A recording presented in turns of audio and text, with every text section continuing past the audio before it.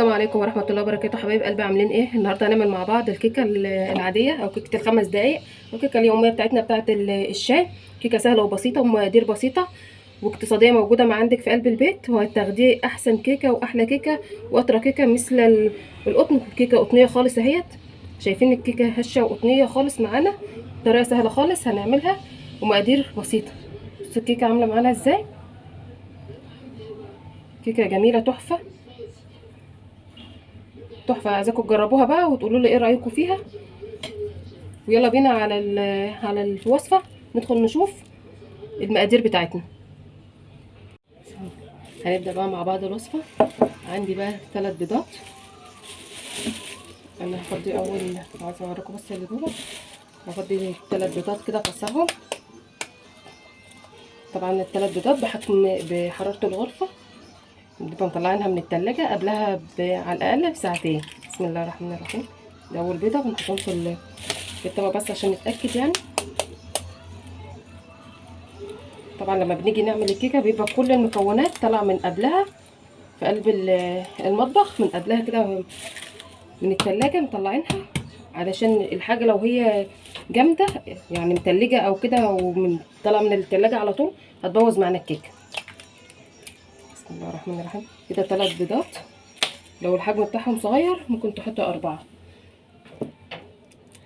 ناخد ال3 بيضات دولت كده نحطهم في قلب الخلاط زي ما احنا مش شايفين. بسم الله الرحمن الرحيم.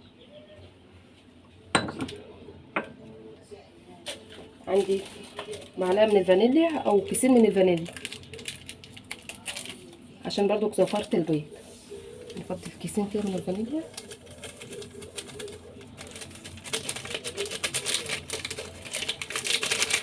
شايفه الشكل واضح عندكم؟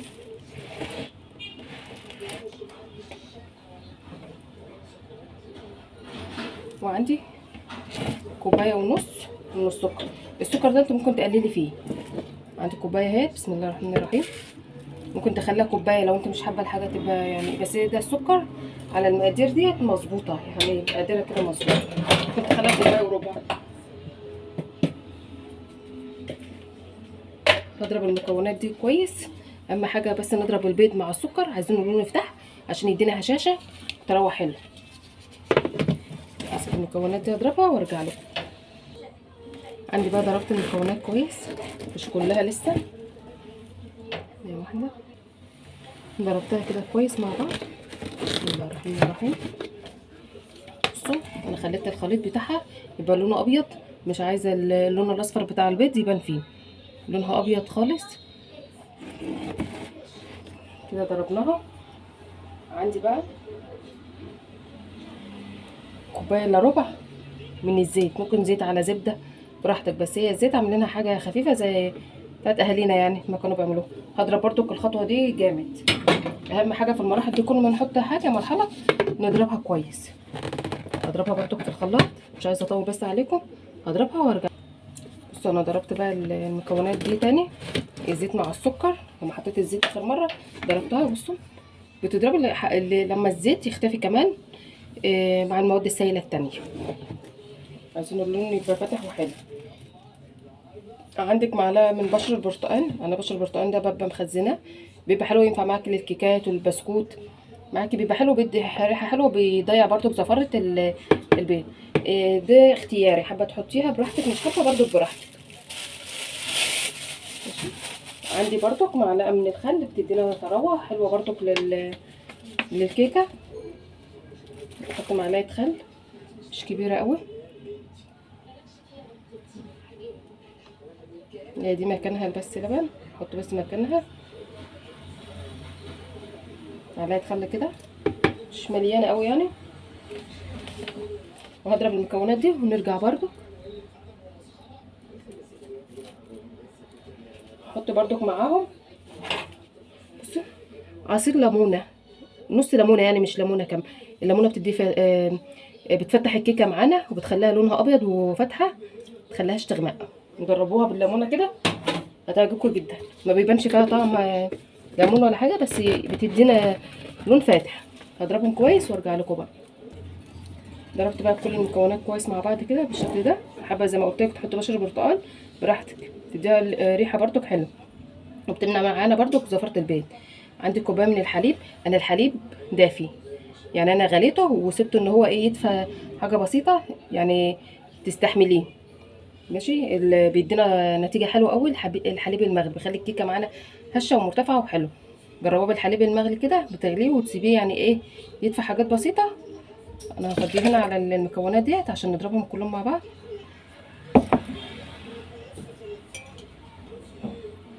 عندي بقى علبه زبادي صغيره بتدينا طراوه برضك حلوه للكيكه. علبه صغيره من الزبادي. هضرب برضك المكونات دي مع بعض وارجع لكم برضو. ماشي، انا مش عايزه بس اجيبها في الخلاط عشان مش هتبان، وحتى الخلاط بعيد يعني. اضربها وارجع لكم بعد ما خلصت ضرب المكونات كلها مع بعضها. اهم حاجه المرحله دي نضرب كل المكونات كلها مع بعض عشان تتجانس كلها كده مع بعض. شايفين الخليط معايا انه فاتح ازاي؟ احنا عايزين الدرجه ديت يكون الخليط فاتح مش غامق. هفضي بقى كل المكونات ديت السايله ديت في قلب الطبق او البوله بتاعتنا. بسم الله الرحمن الرحيم. وهننزل كل الخليط اللي في قلب الخلاط عشان طبعا ديت معايير. وعايزه اقول لكم الكوبايه اللي احنا بنستخدمها كلها كوبايه واحده. يعني انا استخدمت السكر بنفس الكوبايه بنفس كوبايه السكر، كوبايه الحليب او اللبن نفس كوبايه الزيت. انا حاطه كوبايه الا ربع من الزيت. ممكن تستخدمي زبده لو انت حابه يعني تحطي زبده او خليط مع بعضه. انا نزلت على محمد بالمكونات ديت بالمواد السائله دي الاول نزلت بيها، وحطينا الخل وحطينا الفانيليا بتاعتنا وكل حاجه. عندي هنا بقى كوبايتين ونص من الدقيق هنزل عليهم كده. عندي كيس من البيكنج باودر او معلقه كبيره من البيكنج باودر.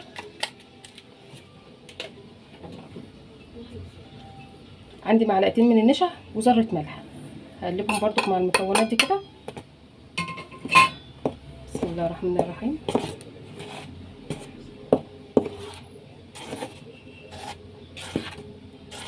كنت عامله معاكم كيكه قبل كده وحاطه فيها زبيب وجوز الهند لو انتوا بتحبوها بالزبيب وجوز الهند.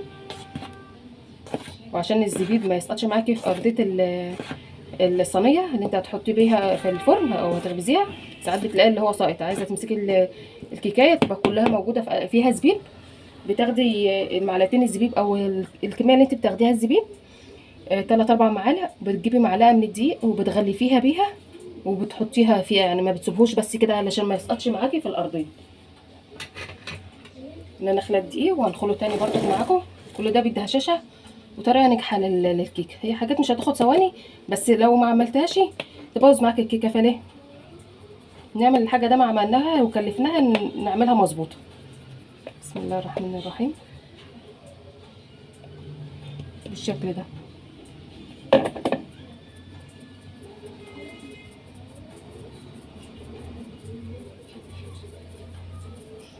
كده انا قلبت دخلته معاكم اهو، وحطينا البيكنج باودر والحاجه بتاعتنا.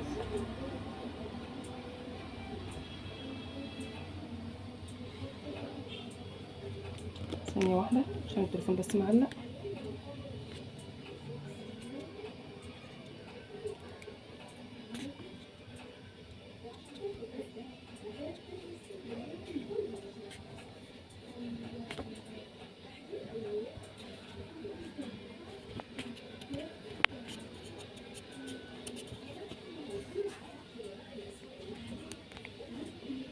انا دلوقتي رحت جايه قايده بقى الفرن بتاعي عشان يسخن الفرن. انا بيده من قبلها يعني بايه ب5 دقايق بايد الفرن. يعني مش لازم نقيده من قبلها بربع ساعه وكده. عندي بقى المكونات هربها بقى كويس كده واضربها كويس مع بعضها وكله يبقى في اتجاه واحد. مش مثلا انا عملت بدات اهو في اتجاه كده اروح جايه عامله كده التاني بالعكس، لا، عشان الهواء اللي انا مدخلاه احافظ عليه في الكيكه علشان كل ده بيدينا هشاشه حلوه برده في الكيكه.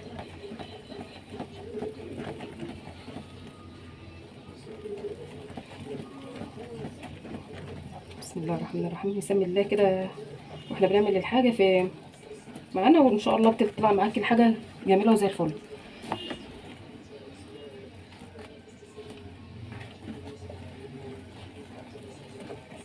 احنا هنلم الدقيق في قلب المواد السائله ديت، ومش هنبالغ يعني في الضرب بتاعها. ماشي. مدخلين هواء حلو يعني في قلب الخلاط. ممكن المكونات بتاعه الخلاط تعملها على ايدك، بس هتاخد وقت معاكي. فالخلاط انا مديكي خلاط يعني ايه الطريقه تبقى سهله معاكي، او ممكن بالمضرب الكهربائي.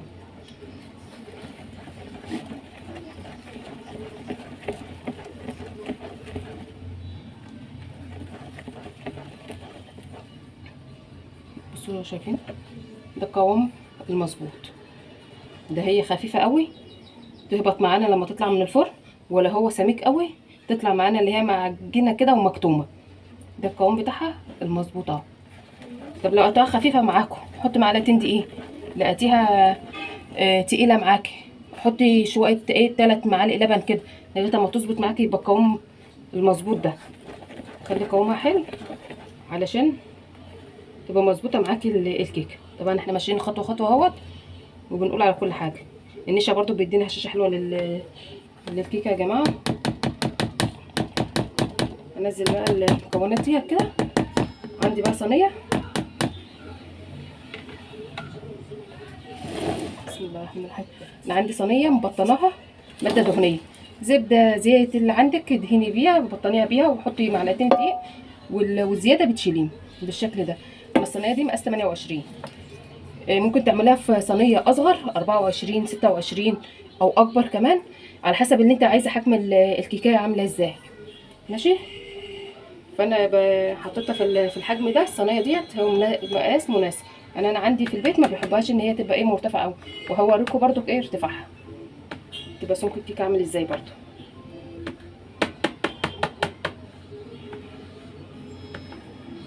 نتاكد بس ان الدقيق كله اختفى كده. اهم حاجه قبل ما تفضيها برضو في الصينيه كده الدقيق كله اختفى معانا. بنجيب من فوق لتحت كده عشان نشوف الدقيق اختفى معانا ولا لا. كده اختفى معانا الدقيق اهوت. هفضيها بقى في الصينيه. بسم الله الرحمن الرحيم. زي ما قلت لكم لو انتوا حابينها اللي هي تبقى مرتفعه قوي، وممكن الكيكه دي تعملي منها تورتايه حلوه. الكيكه هتبقى هشه وطريه معاكي. صغرها في قالب صغير مقاس 24، صينيه صغيره يعني، وتقسميها نصين 3 اجزاء. هننزل كل المكونات.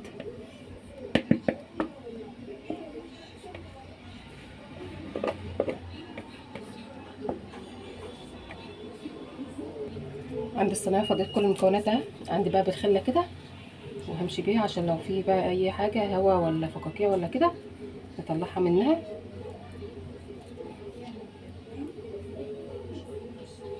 بالشكل ده بالخله كده.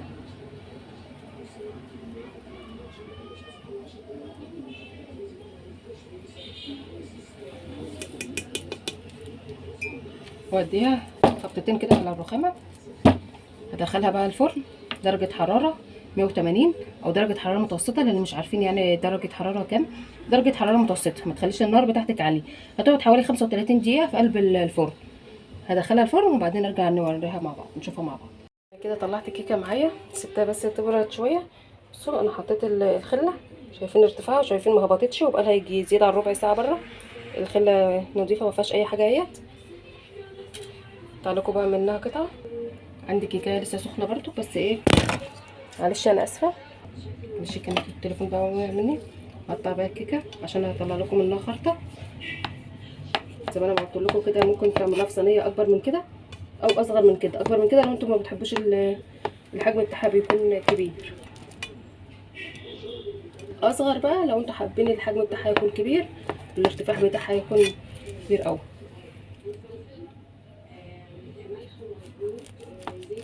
بسم الله الرحمن الرحيم.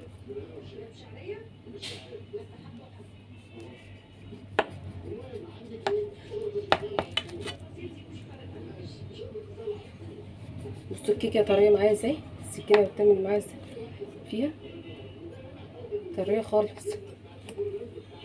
شايفين؟ هنطلع بقى خرطه الله الرحمن الرحيم عشان بس تطلع معايا ايه مظبوطه. هي لسه سخنه كمان، المفروض يعني نستنى عليها شويه.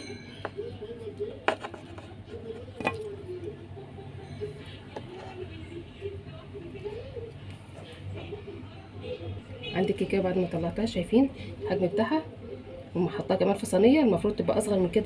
شايفين الكيكه طريه ازاي، والمسام بتاعها عامله ازاي، الكيكه جميله. اللون بتاعها فاتح عن كده كمان، بس الكاميرا اللي مغمقه معايا الكيكه. طريقه جميله وسهله وبسيطه، ودي كيكه زمان، كيكه امهاتنا، تحفه بطريقه سهله وبسيطه خالص هتعمليها. لو عايزين بقى، لو عجبتكم الوصفه ما تنسونوش في لايك واشتراك وتفعيل الجرس. جربوها يا حبايبي بالطريقه دي هتعجبكم جدا. وصفه سهله وبسيطه وطلع معانا تحفه وناجحه. امشي على نفس الخطوات وانت هتاخدي احسن كيكه ممكن تجربيها، وحلوه للفطار وللعشاء. لو عجبتكم الوصفه ما تنسونيش بقى في لايك واشتراك وتفعيل الجرس ودعوه حلوه. وحابه اطمن على المتابعين بتاعتي واستاذه سوريا، انا بشكرها قوي، وحقيقي بتدعي لي دعاء يا رب يكون من نصيبها هي كمان الدعاء ده. وبشكرها جدا على متابعتها وبطمن بس عليها من خلال الفيديو يعني.